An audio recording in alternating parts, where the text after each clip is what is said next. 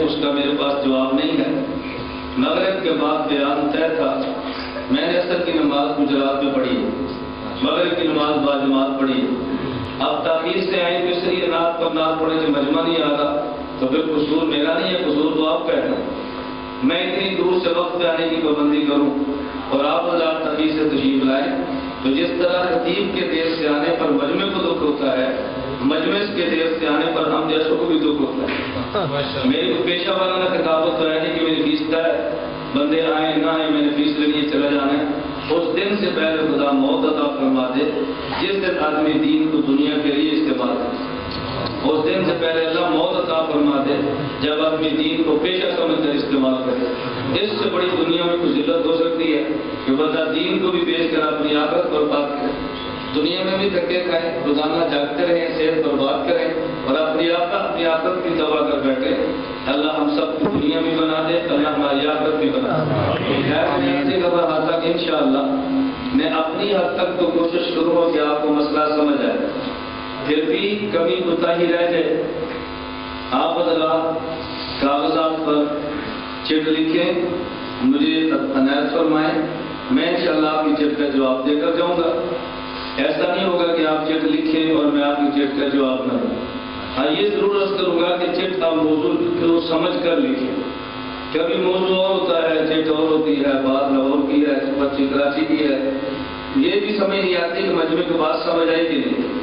بعض لوگ دماغ میں ایک بات طے کر کے آتے ہیں کہ میں نے آج یہ بات کرنی ہے، اس لیے کہ ہماری گھنٹے 20 گھنٹے گفتگو نہیں سنتے، اپنا دماغ لے کر بیٹھے رہتے ہیں، نتیجہ نکلتا ہے کہ جیسے آتے ہیں ویسے چلے جاتے ہیں اور گلا پھر ہوتا ہے کہ آپ بیان ہماری منشا اور مرضی کا نہیں۔ ایک ہے ذات پیغمبر اور ایک ہے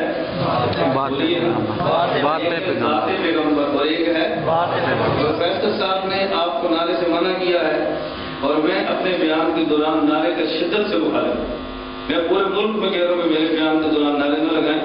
نعرہ آتا ہے خطیب کی آمد پر، میں آپ کا خطیب نہیں ہوں، آپ کے مسلک کا وکیل ہوں۔ مجمع میں شور ہو خطیب خوش ہوتا ہے اور مجمع میں سناٹا ہو وکیل خوش ہوتا ہے۔ میں نے آپ سے دلائل آپ کی خدمت میں پیش کرنے ہیں، وہ 5 منٹ کے نعرے لگوا کر نہ اپنا وقت ضائع کرنا ہے، نہ میں آپ کا وقت ضائع کروں گا نہ اپنا ضائع کروں گا، لیکن اتنی گزارش کروں گا کہ آپ کو نعرہ لگانے سے منع کیا۔ اس کا معنی یہ نہیں کہ جب میں پوچھوں بات سمجھ آئی تو پھر بھی نہ بولے کیونکہ میں منع کیا ہے۔ جتنا منع کیا ہے اتنا چپ رہیں اور جتنا آپ ساتھ بولیں گے تو میرا اندازہ ہوگا کہ آپ کو بات سمجھ آئی ہے۔ میں نے کہا میں نے آپ کی خدمت میں 2 باتیں عرض کرنی، نمبر 1 ذات پیغمبر، نمبر 2 بات پیغمبر۔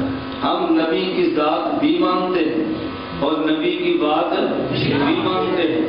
پہلے پیغمبر کی ذات ہے اور پھر پیغمبر کی بات ہے۔ محمد صلی اللہ علیہ وسلم یہ پیغمبر کی ذات ہے، رسول اللہ یہ پیغمبر کی بات ہے۔ محمد پر بھی کوئی نقطہ نہیں، رسول پر بھی کوئی نقطہ نہیں۔ پتہ چلا پیغمبر کی ذات بھی بے عیب ہے اور پیغمبر کی بات بھی بے عیب ہے۔ نبوت کی ذات بھی معصوم ہے اور نبوت کی بات بھی معصوم ہے۔ نبوت کی ذات پر بھی ایمان لانا ہے اور نبوت کی بات پر بھی ایمان لانا ہے۔ پہلے پیغمبر کی ذات ہوتی ہے پھر پیغمبر کی بات ہوتی ہے۔ اگر یہ اصول ذہن نشین ہوا اس سے بہت بڑے سوال کا جواب خود بخود آئے گا۔ بعض سوالات کے جواب میری گفتگو کے دوران حل ہو جائیں گے اور بعض سوالات حل تو ہوں گے لیکن مجھے نام لے کر بتانا پڑے گا کہ یہ سوال میری گفتگو سے ختم ہوا۔ مرزا غلام احمد قادیانی ملعون نے دعوی نبوت کیا، حضور اکرم صلی اللہ علیہ وسلم کی ختم نبوت کا انکار کیا۔ علماء اسلام نے اس دور میں مرزا قادیانی کے جھوٹے دعوی نبوت کی تردید بھی کی اور مرزا قادیانی کی ذات پر اعتراضات بھی کیے۔ مرزا غلام احمد قادیانی جھوٹ بولتا ہے، مرزا غلام احمد قادیانی زنا کرتا ہے، مرزا غلام احمد قادیانی شراب پیتا ہے، مرزا غلام احمد قادیانی خلوت میں نامعلوم عورتوں سے ٹانگیں دباتا ہے، مرزا غلام احمد قادیانی دن میں 100 بار پیشاب کرتا ہے، مرزا غلام احمد قادیانی کا دماغ کام نہیں کرتا۔ یہ سب سارے اعتراضات کیے۔ ہمارا وہ طبقہ جو دینی مدارس کا نہیں تھا، وہ کالج کا تھا، یونیورسٹی کا تھا، دکاندار اور ذمہ دار تھا، اس کے پاس دین کا درد تھا لیکن اس کے پاس دین کا علم نہیں تھا۔ دین کا درد بھی ضروری ہے اور دین کا علم بھی ضروری ہے۔ ہمارے یہاں گلی گلی میں دروازے پہ دستک دے کے تبلیغی جماعت کے احباب دین کا درد پیدا کرتے ہیں اور دینی مدارس دین کا علم عطا کرتے ہیں۔ درد بھی ضروری ہے اور علم بھی ضروری ہے۔ اگر درد ہو دین کا علم نہ ہو تب بھی گمراہی ہوتی ہے، دین کا علم ہو اور دین کا درد نہ ہو تب بھی آدمی دین کو ذاتیات کے لیے استعمال کرتا ہے۔ ان کے پاس دین کا علم نہیں تھا، دین کا درد تھا۔